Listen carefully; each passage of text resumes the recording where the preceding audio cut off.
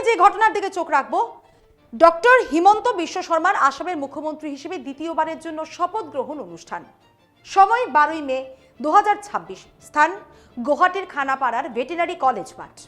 দ্বিতীয় ঘটনার দিকে চোখ রাখবো, ত্রিপুরার মুখ্যমন্ত্রী মানিক সাহা ওই অনুষ্ঠানে যোগ দিতে 11ই মে 2026 অর্থাৎ আগের দিনই গুয়াহাটিতে পৌঁছেছিলেন। এবার চোখ রাখবো ঘটনা নাম্বার 3-এ। উত্তর পূর্বাঞ্চলের অন্যান্য হেভিওয়েট নেতাদের সঙ্গে তিপ্রামথা সুপ্রিমো প্রদ্যুৎ কিশোর দেববর্মাকেও এই গুরুত্বপূর্ণ অনুষ্ঠানে দেখা গেছে। আর সেই ছবি এখন ঘিরে ফেলেছে উত্তর পূর্ব ভারতের রাজনীতিকে। এটা কি শুধু একটি আনুষ্ঠানিক উপস্থিতি, নাকি এর পেছনে লুকিয়ে রয়েছে আগামী দিনের বড় রাজনৈতিক সমীকরণ? কারণ একদিকে বিজেপি উত্তর পূর্বে নিজেদের প্রভাব আরো শক্তিশালী করতে চাইছে, অন্যদিকে তিপ্রামথা গ্রেটার ত্রিপুরার দাবিকে সামনে রেখে ক্রমশ পাহাড়ি রাজনীতিতে নিজেদের শক্ত ঘাঁটি তৈরি করছে। আবার ঠিক এই সময় পশ্চিমবঙ্গে বিজেপির সাফল্য নতুন করে বদলে দিতে পারে ত্রিপুরার রাজনৈতিক অঙ্ক। ত্রিপুরায় কি আবার নতুন করে মেরুকরণ বাড়বে? বাঙালি বনাম উপজাতি ভোট ব্যাংক কোন দিকে যাবে রাজনীতি? বিজেপি কি তিপ্রামথাকে সঙ্গে নিয়েই এগোবে, নাকি ভবিষ্যতে দুই পক্ষের মধ্যে বড় সংঘাত দেখা যাবে? আর বিরোধী জোট কি এই পরিস্থিতির সুযোগ নিতে পারবে?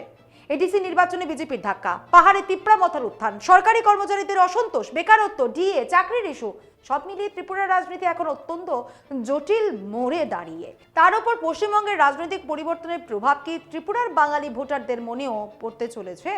আজকের এই বিশেষ প্রতিবেদনে আমরা বিশ্লেষণ করব উত্তর পূর্ব ভারতের নতুন রাজনৈতিক সমীকরণ, বিজেপি বনাম তিপ্রামথার বাস্তব সম্পর্ক এবং 2028 সালের আগে ত্রিপুরার রাজনীতিতে ঠিক কত বড় পরিবর্তনের ইঙ্গিত মিলছে।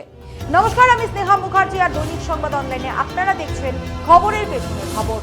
আসামের শপথ গ্রহণ অনুষ্ঠানে প্রদ্যুৎ কিশোর দেববর্মার উপস্থিতি উত্তর পূর্ব ভারতের রাজনীতিতে যথেষ্ট তাৎপর্যপূর্ণ বলে মনে করছে রাজনৈতিক মহলের একাংশ। অনেক বিশ্লেষকদের মতে এটিকে শুধুমাত্র সৌজন্য সাক্ষাৎ হিসেবে দেখার সুযোগ নেই, কারণ বর্তমানে তিপ্রামথা একদিকে উপজাতির স্বার্থ গ্রেটার ত্রিপুরাল্যান্ড দাবিকে সামনে রেখে চাপের রাজনীতি করছে, অন্যদিকে দিল্লি ও উত্তর পূর্বের ক্ষমতা কেন্দ্রের সঙ্গেও যোগাযোগ বজায় রাখছে। ফলে আসামের রাজনৈতিক মঞ্চে প্রদ্যুৎ দেববর্মার উপস্থিতিকে বৃহত্তর উত্তর পূর্ব রাজনৈতিক সমীকরণের অংশ হিসেবেই দেখা হচ্ছে। রাজনৈতিক পর্যবেক্ষকদের মতে এর মাধ্যমে তিনি যেমন নিজের আঞ্চলিক গ্রহণযোগ্যতা তুলে ধরতে চাইছেন, তেমনি বিজেপির সঙ্গে ভবিষ্যতের রাজনৈতিক দর কষাকষির দরজাও খোলা রাখছেন। রাজনৈতিক মহলের আরেক অংশের মতে এই উপস্থিতি শুধুমাত্র আঞ্চলিক নেতৃত্বের সঙ্গে সম্পর্ক বজায় রাখার জন্য নয়, বরং দিল্লির কাছেও একটি রাজনৈতিক বার্তা। কারণ বর্তমান পরিস্থিতিতে তিপ্রামথা এমন এক অবস্থানে রয়েছে যেখানে তারা চাইলেই বিজেপির সহযোগী হিসেবেও থাকতে পারে, আবার প্রয়োজনে আলাদা রাজনৈতিক পথেও হাঁটতে পারে। ফলে আসামের মতো গুরুত্বপূর্ণ রাজনৈতিক অনুষ্ঠানে প্রদ্যুৎ দেববর্মার উপস্থিতি ভবিষ্যতের রাজনৈতিক সমঝোতা ও কৌশলগত অবস্থানের ইঙ্গিত হিসেবেও ব্যাখ্যা করা হচ্ছে। একই অনুষ্ঠানে মানিক সাহার উপস্থিতিও রাজনৈতিকভাবে তাৎপর্যপূর্ণ বলে মনে করা হচ্ছে। উত্তর পূর্ব ভারতের বিজেপি শাসিত রাজ্যগুলির মধ্যে সমন্বয় ও যৌথ রাজনৈতিক বার্তা তুলে ধরতে এই ধরনের মঞ্চ গুরুত্বপূর্ণ ভূমিকা পালন করে।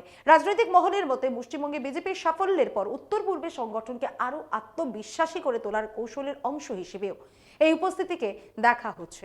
একই মঞ্চে একদিকে বিজেপির মুখ্যমন্ত্রী মানিক সাহা এবং অন্যদিকে তিপ্রামথা সুপ্রিমো প্রদ্যুৎ দেববর্মার উপস্থিতি ত্রিপুরার ভবিষ্যৎ রাজনৈতিক সমীকরণ নিয়ে নতুন জল্পনাও তৈরি করছে। কারণ বিজেপি ও তিপ্রামথার সম্পর্ক ভবিষ্যতে কোন দিকে যাবে তা এখনো পুরোপুরি স্পষ্ট নয়। রাজনৈতিক বিশ্লেষকদের মতে পশ্চিমবঙ্গে বিজেপির সাফল্য শুধুমাত্র একটি রাজ্যের ক্ষমতার পরিবর্তন নয়, তার প্রভাব পূর্ব উত্তর পূর্ব ভারতের রাজনীতিতেও পড়তে পারে। বিশেষ করে ত্রিপুরার সঙ্গে পশ্চিমবঙ্গের ভাষা, সংস্কৃতি ও সামাজিক যোগাযোগ দীর্ঘদিনের। ফলে পশ্চিমবঙ্গের রাজনৈতিক পরিবর্তন ত্রিপুরার বাঙালি ভোটারদের মনস্তত্ত্বেও প্রভাব ফেলতে পারে। অন্যদিকে পাহাড় ও উপজাতি এলাকায় তিপ্রামথার উত্থান আবার সম্পূর্ণ ভিন্ন এক রাজনৈতিক স্রোত তৈরি করছে। ফলে আগামী দিনে ত্রিপুরায় বাঙালি বনাম উপজাতি রাজনৈতিক মেরুকরণ আরও স্পষ্ট হতে পারে বলে আশঙ্কা করা হচ্ছে। ত্রিপুরার রাজনীতিতে পশ্চিমবঙ্গের রাজনৈতিক হাওয়ার প্রভাব নতুন নয়, তবে রাজনৈতিক বাস্তবতা বলছে শুধুমাত্র পশ্চিমবঙ্গের সাফল্যের ঢেউয়ে ভর করে ত্রিপুরায় বিজেপির পথ সহজ হবে না।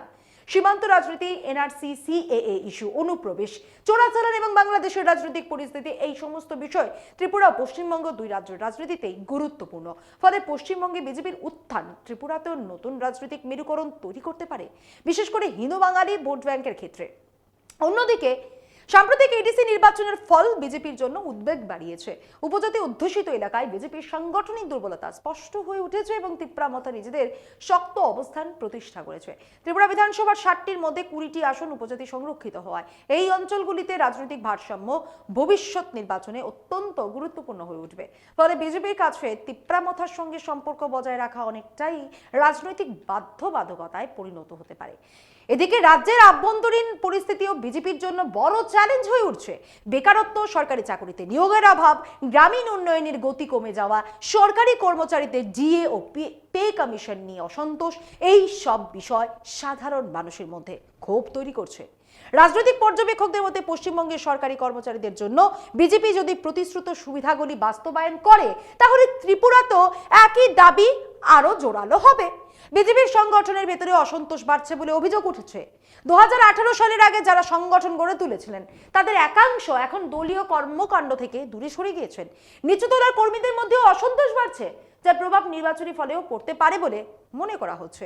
এই পরিস্থিতিতে ত্রিপুরা রাজনীতিতে সবচেয়ে গুরুত্বপূর্ণ ফ্যাক্টর হয়ে উঠেছে তিপ্রামথা। প্রদ্যোৎ দেববর্মার নেতৃত্বে দলটি শুধু উপজাতি সংরক্ষিত আসনেই নয়, সাধারণ আসনে প্রভাব বাড়ানোর চেষ্টা করছে। রাজনৈতিক মহলের মতে আগামী নির্বাচনে তারা আরও পরিকল্পিতভাবে সংগঠন বিস্তার এবং সংখ্যালঘু ভোটারদের মধ্যেও প্রভাব বাড়ানোর কৌশল নিতে পারে। তিপ্রামথার মূল রাজনৈতিক ইস্যু গ্রেটার তিপ্রাল্যান্ডের দাবি। বিজেপি এই দাবিকে সরাসরি সমর্থনও করছে না, আবার সম্পূর্ণ বিরোধিতাও করছে না।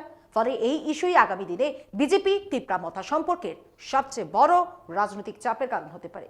তবে একই সঙ্গে বিজেপিও জানে যে উত্তর পূর্বের রাজনীতিতে উপজাতি আবেগকে পুরোপুরি উপেক্ষা করা সম্ভব নয়।